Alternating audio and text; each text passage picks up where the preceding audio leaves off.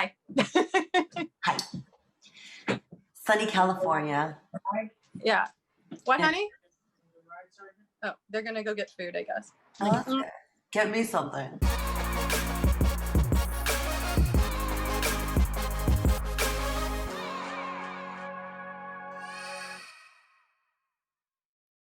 So this is my very good friend Julia, and she's from, of course, sunny California. You can tell the background in Los Angeles. And I brought Julia on because she's launching her business called Good Juju. And she does have a background in skincare, but she also has an amazing gift that she's going to share with us today, which I'm so excited to share with everyone. So, Julia, hi. Hi. Do you want to start by just maybe saying kind of like what you do? Sure. It's kind of hard to explain because there's all these categories of psychic and medium and stuff like that. And I feel like nobody's ever just kind of one thing. So I call myself a medium just because it kind of takes out a lot of the expectations of future predictions, which I personally don't believe is super healthy for people to do quite frequently. So I do have a gift with speaking to the dead, and that is usually on their terms, not mine. So I'm also claircognizant, which means I have the gift of knowing, and I can also remote view into the past or the present spaces. So that's so psychics or intuitives, let's say intuitives is safer. Intuitives have different ways of manifesting their intuitive gifts. Like some people are healers, which would be being able to be a conduit for energy healing. So taking energy from the ether and sending it someplace else, where so I can put myself in a space in time in the past or even the present and see what's happening in that space. And it's very hard to explain. I feel like it's not so hard now with technology. Like, Yeah. how the heck are we tuning in? Like, and I'm in your space and time right now too. It's just Yeah. on a different level, right? Yeah. So the spirit world it really kind of overlaps with our space because we're all part of the same I like to explain it like that movie, what's it called? Avatar. Mm-hmm. And you remember how everybody on the planet that was of that planet was connected through like a root system of energy. So we are too on this earth, but our etheric bodies, so this body of energy we have is also connected to what is the spirit world, which really kind of it's if you could think of it as a different dimension. Mm-hmm. Like we're the fourth dimension and they're the fifth. So the fifth is able to come into the fourth, but the fourth isn't necessarily able to go into the fifth. Right. So we're constantly overlapping. We just vibrate at different frequencies. So when you prepare for a reading for someone, what do you have to do to get into that space? Mostly I don't do anything. I just have to be in kind of like have enough rest because it is very draining for me. And if I'm emotional about something else or my head isn't clear because I'm wrapped up in something else from earlier in the day or the day before emotionally, then I won't be able to be clear enough to receive. Because I don't ever want to project on, if somebody asks me a question, I don't want to project my thoughts on it. I want to be able to speak from spirit. So I'm either reaching into what's called I call it the collective unconscious. So, or all our energy, like I said, we're all connected, interconnected. So there's kind of like this Milky Way above us of where all that energy collects and everybody's unconscious and conscious knowledge collects there. Mm-hmm. Carl Jung wrote a lot about it. I'm sure it's more dynamic than what he explains, but for lack of knowledge or the English language. Let's just call it the collective unconscious. The CU. Yeah, the collective unconscious. So I try to tap into that to Right. answer questions about the present or the very soon to be future. Right. That's also the highway that I can travel on to send myself someplace else and to be there, or even to just communicate with spirit alone, like a ghost or someone who has passed over. I have to raise my vibration, my energy to a level where I can hear or understand. And that's like, if you think about when you're concentrating as hard as you possibly can and you're like really, really straining, I have to do that as hardcore as it possibly can to be able to extrapolate information. Are mornings, afternoons, or evenings easier for you to do the readings? Or it just depends on how you're feeling that day? I think it just depends on how I'm feeling and how much I got going on. Like, I mean, right when I wake up, I'm not super clear because I'm more groggy, but it could be, but that could also be a good thing because that means I'm halfway in that other space already. So that's really cool. but like if I'm sick, like I don't want to give a reading, you know? I'm wearing my quartz crystal today for you. I love it. So we have someone who does want to call in and ask a question that's very dear to her.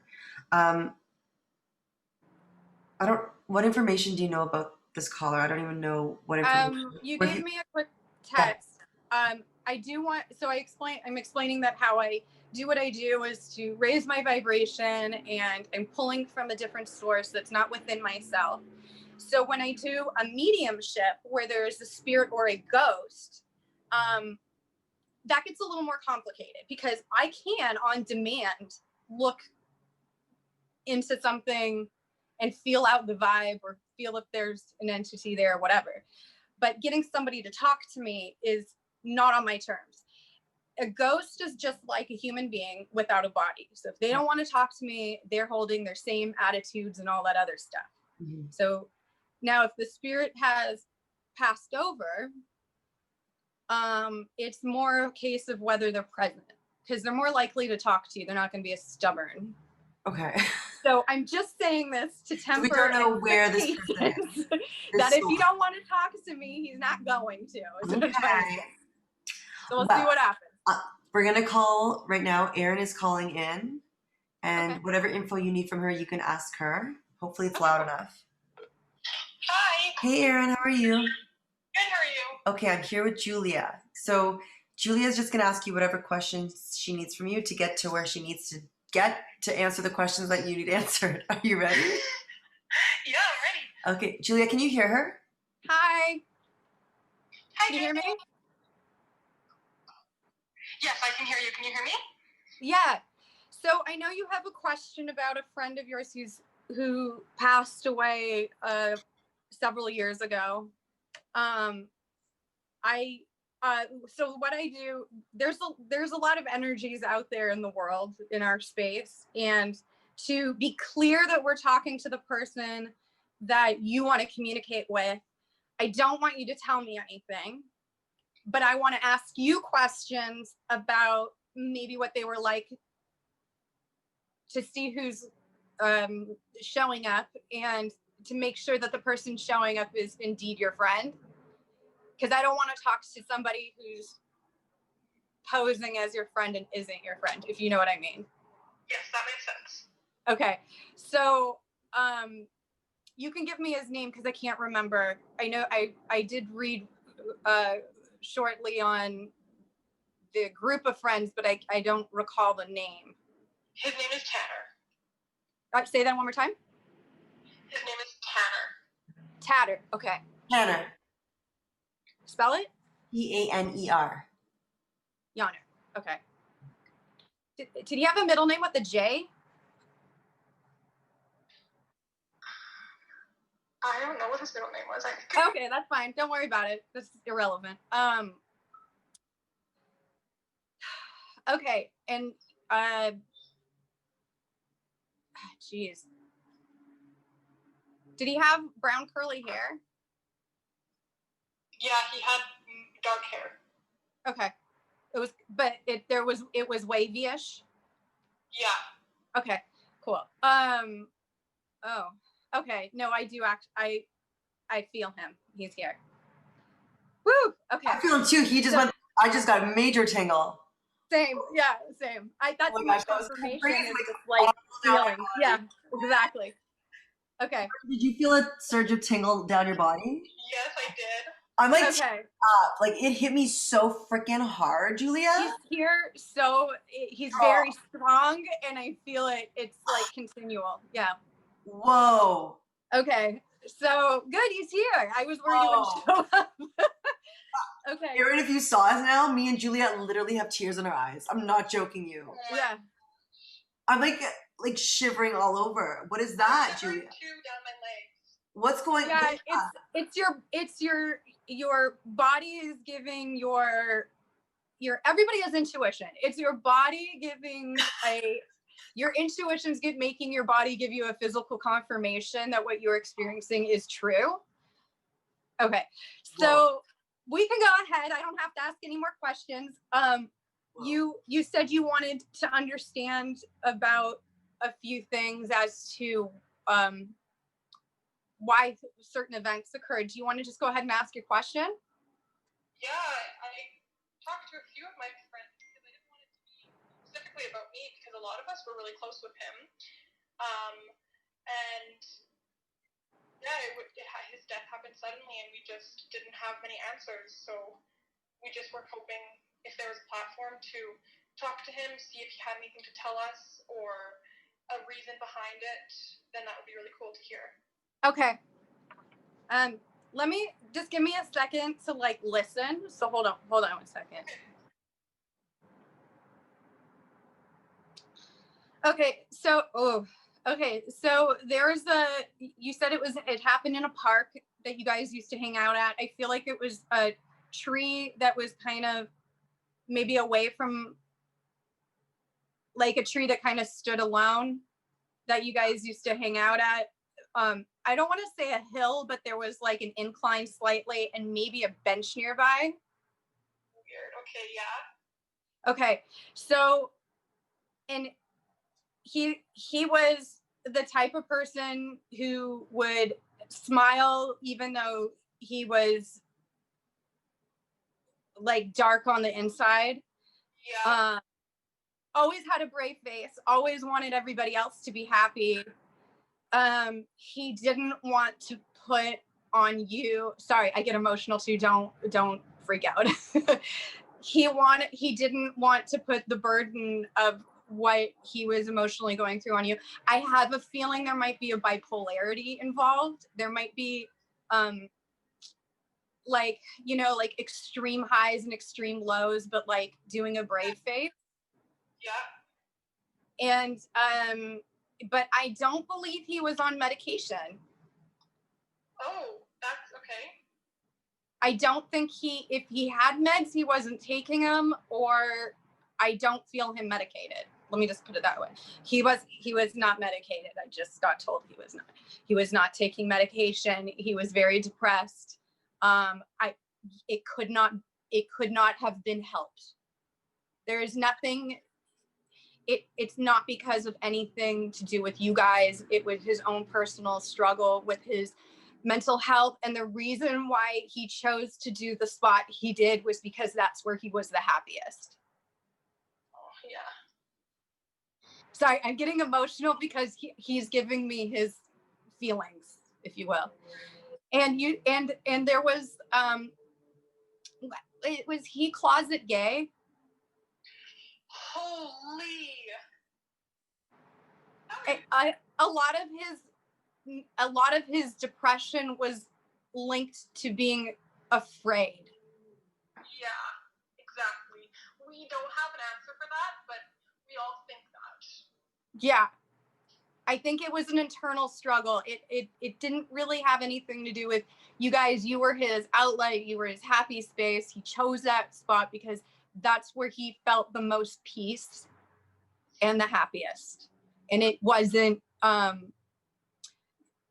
listen, suicide is a selfish thing and people do it when they're not balanced. Okay. And maybe if he took his meds, it would put it off. I think hold on, wait, he's saying something. Hold on.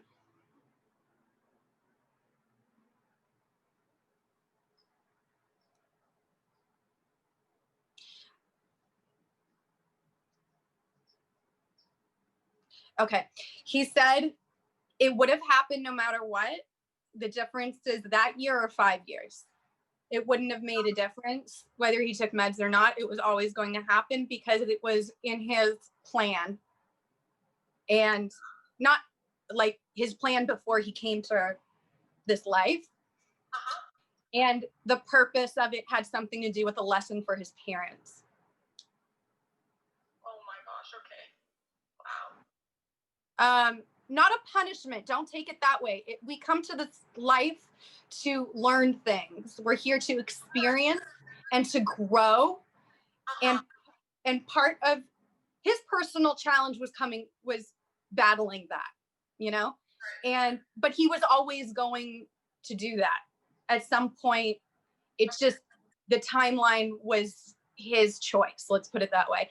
And the impact of that event was was part of the lesson of growing, because there's ripples. When people do things, there's a ripple effect. Part of it contributes to your personal growth, but overall the lesson was really for his parents. A challenge for them to overcome in this lifetime, if you will. Wow. You may not realize it, but the experience helped you grow. It totally did. Yeah. I'm sorry you had to deal with it. Death is always,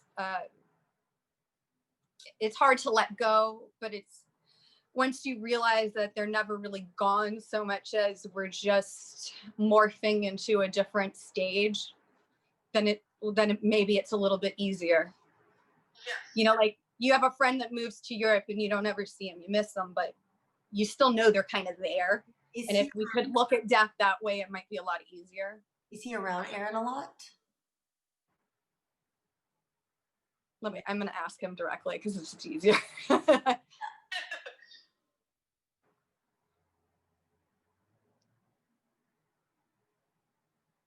Okay. Do you have where you live kind of a lot of windows near kitchen? Yeah. Or a nook? Maybe next to the kitchen there's a really big window space? Yeah, I have a huge window looking out to my backyard in my dining room with an adjacent. Okay. Yeah, kind of not a bay window, but kind of with the same feels. Yeah. Okay. He hangs out there a lot and watches you because I think you get, do you like cooking? Do you sing when you cook or something? I love baking. Yeah. He's there when you guys shared something with music. Okay. Maybe not music, but he likes watching you cook. I don't know. he's telling me he hangs out around that space. I see you kind of either humming to yourself or whistling or singing, and him observing you being in the zone or happy. Her call literally just failed. What does that mean? Battery? No. Oh, maybe. She'll call back. Kate, that was crazy. So that's what it's like. I'm speechless, and I'm never speechless. No, but Julia, when you tapped into him, that was insane. I get nervous, because I never know if they want to show up. But when they show up, sometimes they really show up. Smack me over the head. Aaron, you're back. You're back. Yeah, I'm back. Okay. So the phone just shut off. I know the phone just shut off. That's what I just told Julia. That's kind of crazy. Did he do that, Julia? Maybe. Maybe maybe I was wrong, and he was like, "No, I wasn't saying that." I guess Erin's question, because she did ask me this, is of course everyone has this question: is he at peace? And what is the life like? Is he just a soul, like the movie Soul on Disney that I just watched last night? Where is he? What is he experiencing? What is it? Can you share anything like that with us? I'm trying to. I'm I'm asking him, what are you doing? So hold on. Drinking beer.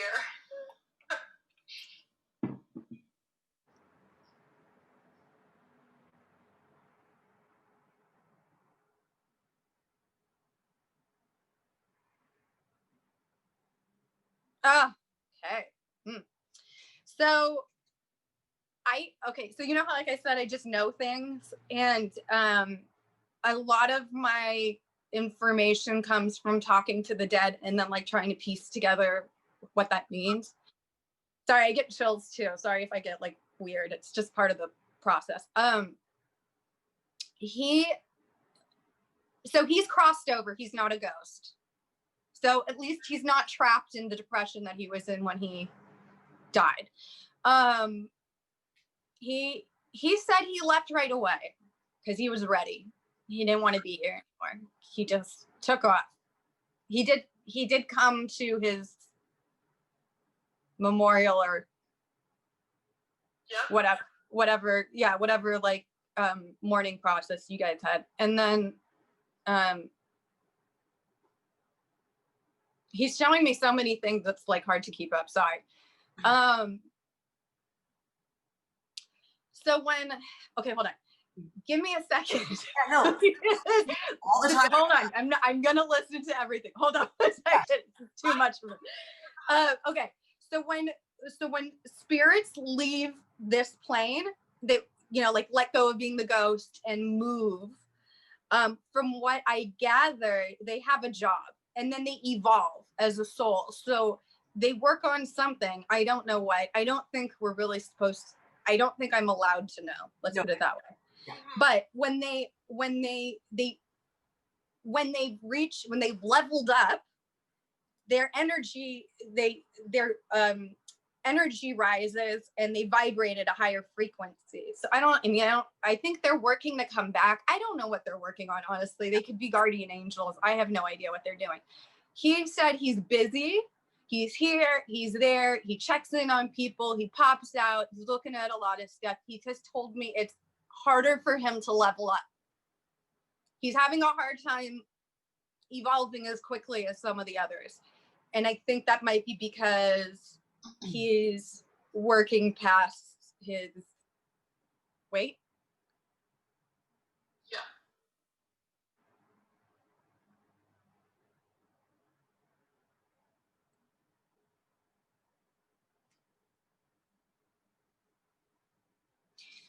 Okay, the way he said it is, I've got a lot to do at that level before I can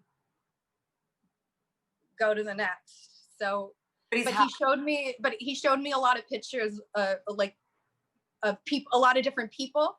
So maybe he's working on guiding all of you. Yeah, he had so many friends. Okay, yeah. So he's busy. He's all over the place. I see him popping in on his parent, popping in on this friend, popping in on this person. And then he just says he has a lot to do before he can go to the next. So whatever that means. I gotta close this door. It's freezing. Do you have any other messages for any of his other friends, maybe, that he wants to share since he's here right now? Oh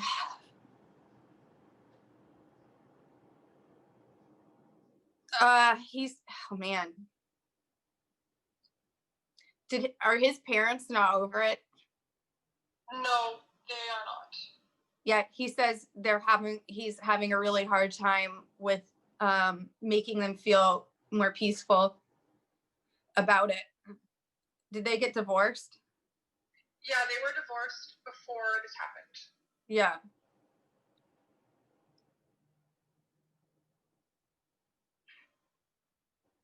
He said it'd be easier if my mom could just let go a little bit. Wow. That's good to know. I will relay that. Just, overall, he wants people to move on. Like he loves you guys. You guys were his outlet from his own mental fatigue, if you will. He wants you guys to not take on the burden. That's not the right word. He doesn't want anybody to think that it was them. he doesn't want anybody to, he really just wants people to move on. He wants them to let go and like hold them in their hearts as a fond memory, but not like dwell on the negative side of it, and to let it go that it's not something that they could have changed. Julia, do you find like when people have a session, like for me, like I know a lot of people, they would seek, somebody like you who can connect them to a loved one who's passed. Do you feel like Tanner would, I don't know if it's about Tanner, everything's free will, but do you think his mom would benefit from connecting with you to connect to him, would bring some peace to her? That depends on the individual. Like if you need to know that, speak to somebody and know that their energy is still actually here and with them, and that gives them peace, then yes, because that'll help them. But if the individual doesn't need that to like feel to move past it, then maybe not. I think it depends on the person, really. People on the other side, like Tanner, for example, like would he tell you if he wanted his mom to reach out to him, if he felt it was a necessary thing? I've never had an entity tell me that this needs to happen, because our guardian spirits, let's call them that aren't people that passed away, that weren't in our lifetimes, they're there to help guide. And really, we're all intuitive. It's just some people don't want to be because it freaks them out, or people haven't used that muscle, or some people are just born a little more receptive than others. And the people who aren't comfortable with it probably shouldn't speak to a medium because it'll freak them out. And people who really can't let go and they need to know that everything's okay and they need to hear it, or have questions as to why, then that would be good. When I first started doing mediumship, I think I gave too much information to people that maybe didn't need to know the things that I told them. And that was because I could remote view. So I've learned over the years how to listen to the entity and not try to interpret it on my own, if you will. Like what they want to share. Erin, do you have any other questions? No, I don't think I have any more questions. Do you feel? But I do have to say that I was I was a little skeptical going into this. Not in a bad way, I'm open to anything, but some of the things you said, like I don't know how you could have answered it if like I believe in this stuff now is all I'm trying to say. So thank you for giving this opportunity. This was really, really cool. Is this your first? You're so welcome. Is this your first time talking to a psychic medium? Yeah, first time. Oh, that's so cool. I didn't know. Yeah, it's super interesting to me. Oh, wow. Like literally, I just threw out this message to like 4 people, and for some reason you came into my mind because you kind of came into my world recently. And it's just so weird how like the spirit, did Tanner kind of like make this happen for Erin? Like I feel like he did. Oh, they can do that. Before you were asking if spirit reaches out to me for people, it would be the other way around. They would guide the person that they're attached to. Because like me and Erin just reconnected out of nowhere in the past like week, and it was just like, because I texted her recently, I was like, oh, this is happening with Julia. I'm just gonna text the last 3 people I texted. You have another female friend in your circle of friends. This might be you though, who has kind of like light brown hair or dark blonde, like dark blonde. Yeah, like my best friend. You need to tell her this, because he says she's also having a hard time.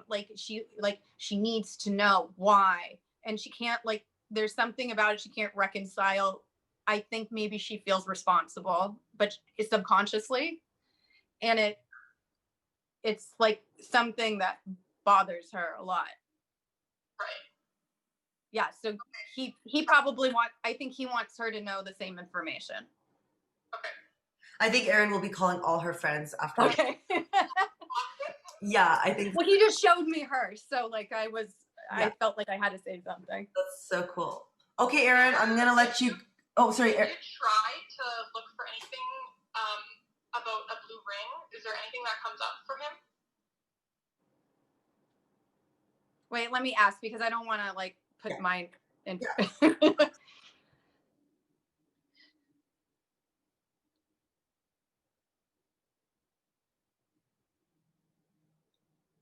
the ring was lost? Are you asking because he can't find it? No, we haven't. I just wanted to know if he... Oh, okay, yeah, because he's not telling me where it is. Okay. Wait, but he gave it to one of the girls. Yeah, to me for my birthday. For your birthday. I haven't taken it off since my 18th. I mean, I don't think either one of us understand what you want to know about the ring. What's your question about the blue ring? Just if he knows that it's still around. Oh yeah, well he watches you. Sorry, not in a creepy way, but he like checks in on you. So he's happy to know that she's worn it since graduation and never taken it off. Yeah, well he feels loved by you guys. He feels the love. He feels okay, earlier when we were asking questions and he was like going, he kept saying like I don't want them to, he's like, I want them to let go of the pain, but and then he kept talking and he was saying something like, I feel honored, is what he kept saying. I feel honored, I feel loved, I feel like you guys are still holding on to him in a good way, but he just wants you to let go of the why. Okay. Cool. This is interesting. Okay, Erin. I thought you were asking me where is the ring, and I was like, I don't know. Not telling me. Well, thank you for this. I hope you enjoy the rest of your interview. Thanks, baby girl. We'll talk. Thank you. Bye, Erin. Bye. Bye, love. Bye. That's so cool. Yeah, I didn't even know that was her first experience with a medium, and I didn't even know. That's so crazy because she just came into my life. I was like, oh, I'll just ask if she wants to send in a question. It wasn't like I held on to that, but that was really, really cool. Julia? Yes. You're very interesting. Oh, thank you. Very. Adore you. I was gonna ask. Oh my gosh, like I have so many questions. Like that was kind of crazy. Like the thing that was crazy is that my psychicness only amplifies when I'm with you or talk to you, because that was the first time I felt like a full like physical experience. Well, you have an empathic talent where you can take on other people's emotions, maybe not always a healthy thing to do. So I think when I'm having psychic experiences, you're having them also. Yeah, I would agree. Yeah. I have to tell you, all day I was like exhausted. Like I had zero energy. And as soon as he came through, it was like right. So, and then I don't know about you, but like when I do this, I get really cold and sweaty and like weird, like kind of like I'm definitely jittery. I'm like yeah, exactly. Like just really coffee buzz without the headspace problem, you know? Really cool. Okay, so oh gosh, man, that was just so good. I don't know where to go from here. Like, okay. So let's go here because we're already like quite into this and the baby's gonna wake up. But okay. People do want to connect with you to have a session. Where do they go? I'm on Instagram, and I will set up before this releases a Facebook page, business page. So I do readings by donation. I would just say message me because like I said, I want to make sure I'm in the right headspace to do so I can be super clear and accurate, or like at least effective. So I would say message me at Good Juju. Wait, I even forgot my handle already. It's gonna be good-ju-ju. Ju-ju. Yeah, J-U-J-U. So it's Good Juju. Because we're into the good vibes. And my name's Julia. So yeah, it'll be good. It's underscore, right? Or is it dash? Dash. I'll put it at the bottom so you don't. Yeah, it's good-ju-ju. So J-U-J-U.